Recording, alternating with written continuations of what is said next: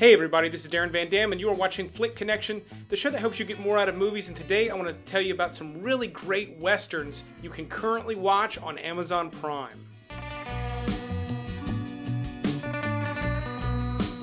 Amazon Prime has added a ton of western movies. Now, it is going to be a mixture. There are some classic movies as well as some fairly new releases, and that's because they don't really make westerns anymore. We don't get them that often. But without further ado, I'm going to start this list off with Renegade, which is actually a really cool indie western movie that came out, I want to say about 15 years ago. It really got overlooked, but it's got a great cast. It's beautifully shot. It's got some really incredible cinematography. Man, first one, I'm tripping on my tongue. And I really like it. Now, it's not the tightest one on the list, which is why it's all the way back at number 10. But for one you've never seen, and I can almost guarantee the majority of you watching this video have not seen Renegade, I highly recommend giving it a look. Now, some of you will be surprised to see this way at the back of the pack, but I put the Magnificent Seven all the way back at number 9, and I'm going to go ahead and include the recent remake along with the original. Now, I know that seems like blasphemy, but I actually don't really have that big of a problem with remakes. I didn't think the new one was particularly special. There really wasn't anything wrong with it either. It was just a remake, and sometimes a remake is just a good way of introducing a story to a new, younger audience. So try not to hate on remakes too much, especially when they're decent, like the Magnificent Seven remake. But I would recommend watching both if you've never seen them. Maybe start with the original. Also be aware of the fact that while the original is not necessarily a remake, it's also not original. It's an adaptation of Seven Samurai, which is highly regarded as one of the best movies ever made. So if you're into the storyline of the Magnificent Seven, check out Seven Samurai. It's the same storyline, but it revolves around samurai, and it is a superior film in almost every measure. Dark Valley came out in 2014, making it one of the newer releases on this list, but some of you are going to hate me anyway because it is foreign language. It's mixed, though. There's some English, but it's mostly spoken in German. It was filmed in Italy, sort of, I guess, technically making it a spaghetti western, but this is actually a really good little western movie. But it's a traditional, you know, sort of rolling into a crooked town, cleaning it up sort of a thing. But because it was done recently, the effects are good, meaning the blood looks good, the violence looks real compared to some of the more classic movies on this list. So another good choice if you're sort of hard up for ones that you have not seen off of this list. The one I'm going to assume most of you have seen because it's fairly recent and it was pretty popular is the remake of 3:10 to Yuma. And again, as far as remakes go, this one's really well done in my opinion. It's well directed, really well acted between Christian Bale and Russell Crowe. Good supporting cast in it as well. Ben Foster is a bad motherfucker in this one. I've mentioned it recently. He's one of my favorite actors, and I really love him in this one, as well as everybody else. But it's gritty when it should be. The cinematography is beautiful when it should be. The landscapes are beautiful. It's exciting. There's action. There's some dynamite. There's train tunnels. There's a stagecoach robbery. I mean, all the stuff we love about westerns kind of got crammed into this one. That doesn't make it the best, but it certainly makes it one of the most entertaining ones off of this list. And then at number 6, Hang 'em High. It's a classic Clint Eastwood western. Clint Eastwood is the king of westerns. Well, some of you might disagree. Some of you may say John Wayne. Don't worry, he's going to appear later on this list as well. But I love all the Clint Eastwood movies. This is a great one that sort of occurred kind of in the middle of his career. He kind of kicked off his movie career and his western career with the Dollars trilogy, which we'll talk about in a little bit. But this one followed that up, and then of course it comes before later entries like Unforgiven. And because it's in the middle, I also kind of consider it to be middle of the pack for him as well. I think some of his other westerns are superior. That said, this one still ranks above 4, or more than 4, really, if you count the Magnificent Seven saga. It ranks above all of those because it is that good. I mean, the Clint Eastwood westerns are just so well done, and they do differentiate themselves from the John Wayne style of western, which we're going to talk a little bit more about here coming up. Before getting to the top 5, if you like this type of content, definitely click that subscribe button and be sure to click the little bell icon so you get notified when I put new videos out just like this one. And number 5, for one kind of off the beaten path that I do know a significant portion of you have watched, that's how good my audience is Bone Tomahawk. This one is only a few years old. It was an indie movie. It was sort of like straight to streaming with a limited theater release. So it didn't get a huge viewing when it first dropped, but more and more people have picked it up since it's been on streaming services. But Kurt Russell stars in it. And what I will say about this one is it's almost like 2 movies. It's a fairly slow Western in the first half, not in a bad way. It's got good characters, the sets are great, the cinematography's good, the acting is on point, so everything works with this movie in the first half. But when you compare the first half to the second half, the first seems really slow because the second really goes bananas. But basically it's about a posse. I think you can still say posse on YouTube without getting demonetized. I guess we'll see. But it's about a posse of guys that go out to the desert to try to find a missing person. Several people have been going missing, and they're trying to find them. And what has happened to the missing people is grim. So this is the... I don't want to give too much away.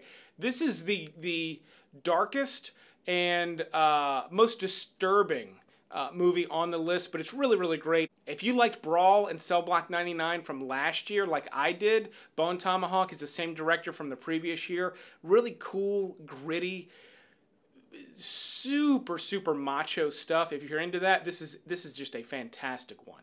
My number 4 pick actually goes by multiple names, which I think is super cool, but it's known as A Fistful of Dynamite or Duck You Sucker. There's a lot of explosions in it for a Western movie, a lot of dynamite. This one has one of the, not quite the, but one of the coolest openings in a Western. I really, really like the way this movie opens on the train.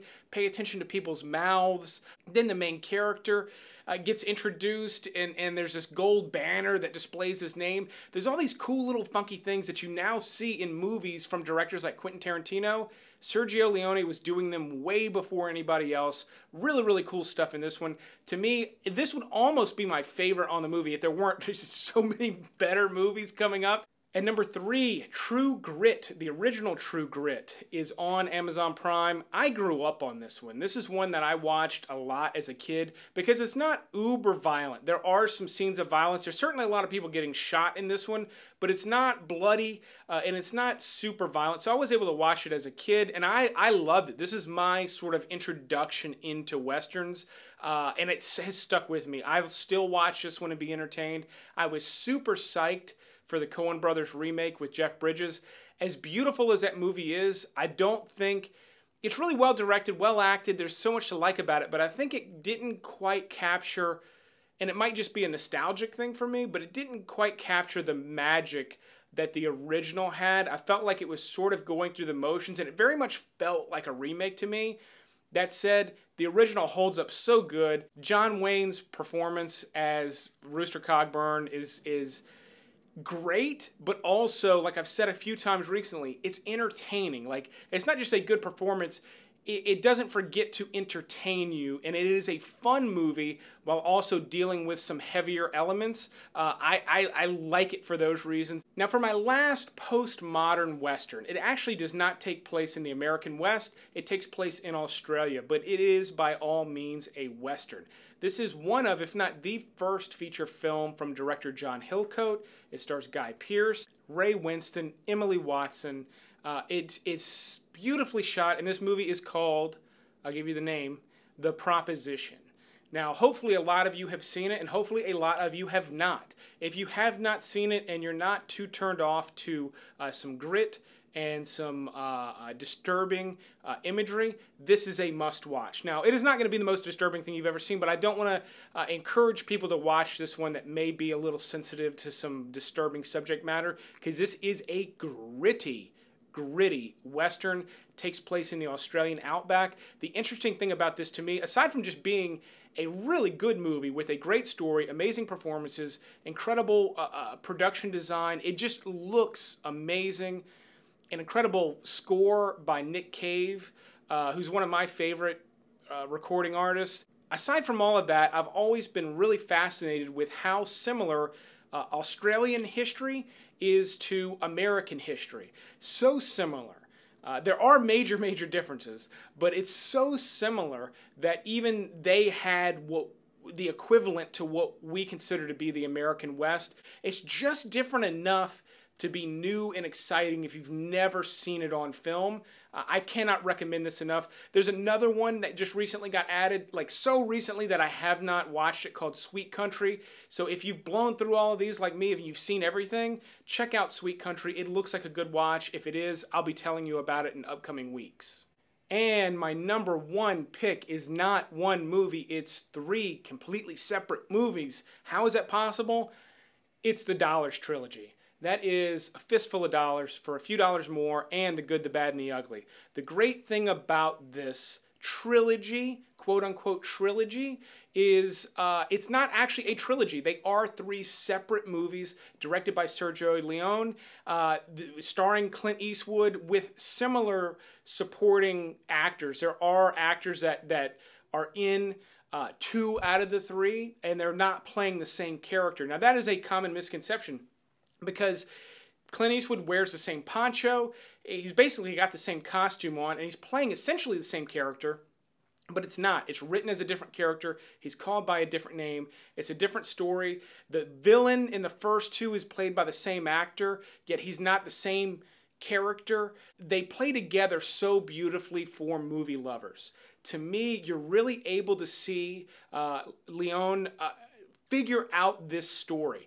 He does it with the first one, which is fun. I really like A Fistful of Dollars. It is a great watch. It's got some classic scenes in it. But as far as the way it's directed, I don't want to say it's sloppy, because it is a brilliant movie. But compared to For a Few Dollars More, which just came out like the following year, it's sloppier. It doesn't quite jive. The story gets a little bit muddled at times, and then it finds itself again. Whereas the story and the second one is so tight, and then The Good, the Bad, and the Ugly is just miles ahead of that. And they have similar things that unfold, so you can see him sort of like working his muscles and figuring it out. And then he goes on to do an even better movie in Once Upon a Time in the West, which I think is just his masterpiece. And he figured out how to make that film by figuring out how to tell this story with The Man with No Name.